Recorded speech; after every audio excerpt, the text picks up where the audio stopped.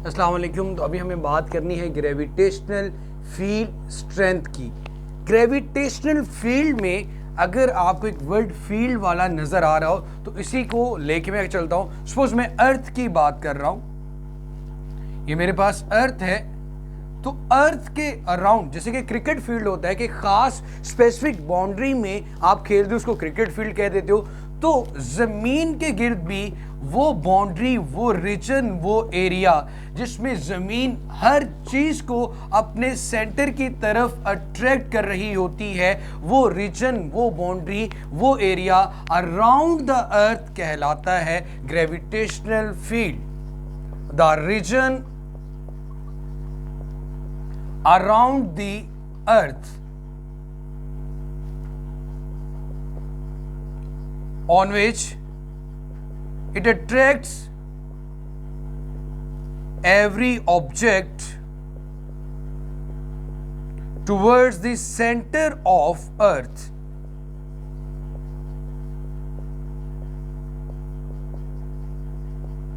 हर चीज को अपने सेंटर की तरफ ही अट्रैक्ट कर रही हो तो वो रीजन, वो बाउंड्री पूरी जमीन के गिर्द वो फील्ड कहलाता है ग्रेविटेशनल फील्ड, क्योंकि वहां पे ये फोर्स लगा रहा होता है जिसको हम ग्रेविटेशनल फोर्स का नाम देते हैं, जो अभी हम Newton's first law of gravitation में पढ़ चुके हैं। तो जमीन के गिर्द, जमीन के अराउंड वो रीजन, वो बाउंड्री, वो एरिया जिसमें किसी दूसरे ऑब्जेक्ट के ऊपर ग्रेविटेशनल फोर्स लगाए, वो रीजन, वो बाउंड्री, वो एरिया, इसका ग्रेविटेशनल फील्ड कहलाता है। और अर्थ पर ग्रेविटेशनल फील्ड की स्ट्रेंथ मतलब कितनी फोर्स लगाएगा ये किसी दूसरे ऑब्जेक्ट पर, उसको हम नाम देते हैं ग्रेविटेशनल फील्ड स्ट्रेंथ का, कि ये स्ट्रॉन्ग कब होगी, ये वीक कब होगी। जब कोई ऑब्जेक्ट जमीन से अवे जाएगा तो क्लियर है कि ग्रेविटेशन फोर्स वीक होती जाएगी, जमीन की तरफ आएगा तो ग्रेविटेशनल फील्ड स्ट्रेंथ बढ़ती जाएगी। अब आपके जहन में ये सवाल आएगा कि हाँ, अगर कैलकुलेट करना हो तो कैसे करेंगे? तो ग्रेविटेशनल फील्ड स्ट्रेंथ को कैलकुलेट करने के लिए आपको वहां पे स्मॉल जी की जस्ट वैल्यू पता होनी चाहिए, यूनिट पे नहीं जाना, सिर्फ वैल्यू पता होने चाहिए, मैग्नीट्यूड पता होना चाहिए। जैसे कि मैं अर्थ की सरफेस पे अगर बात करूं, अर्थ सरफेस पे ग्रेविटेशनल फील्ड स्ट्रेंथ की, तो मैं कहता हूं वो होती है 10, यहां से ले लिया 10 न्यूटन पर किलोग्राम।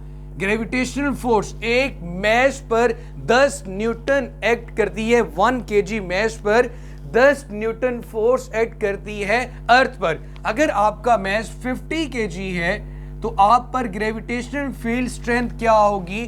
10 न्यूटन मल्टीप्लाई बाय 50 कर देंगे आप, तो ये आपके पास आ जाएगा बेटा 500 न्यूटन पर किलोग्राम। 1 किलोग्राम के लिए 10 न्यूटन, 20, 2 के लिए 20, 3 के लिए 30, इसी तरह ये बढ़ती जाएगी। सो ग्रेविटेशनल फील्ड स्ट्रेंथ क्या है कि 1 kg मैस पर कितनी फोर्स लग रही है ग्रेविटेशन की, उसे हम नाम देते हैं ग्रेविटेशनल फील्ड स्ट्रेंथ। इसको कैलकुलेट करने के लिए आपको ये पता होना चाहिए कि किस जगह पे ग्रेविटेशनल फील्ड की या gravitational acceleration due to gravity की वैल्यू क्या है, उसका सिर्फ मैग्नीट्यूड लें। अर्थ की सरफेस पे स्मॉल जी की वैल्यू होती है 10, तो मैंने लिख दिया कि उसकी ग्रेविटेशनल फील्ड स्ट्रेंथ 1 kg के लिए 10 न्यूटन है। मून पे चले जाओगे तो ये वैल्यू कम होती जाएगी, क्योंकि वहां पे जी की वैल्यू भी क्या होती है 1.6 मीटर पर सेकेंड स्क्वायर। तो इसके बाद हमारा बड़ा इंपॉर्टेंट लॉन्ग क्वेश्चन आने वाला है, मैस ऑफ द अर्थ, उसकी कैलकुलेशन करते हैं। तो तब तक के लिए अल्लाह हाफिज।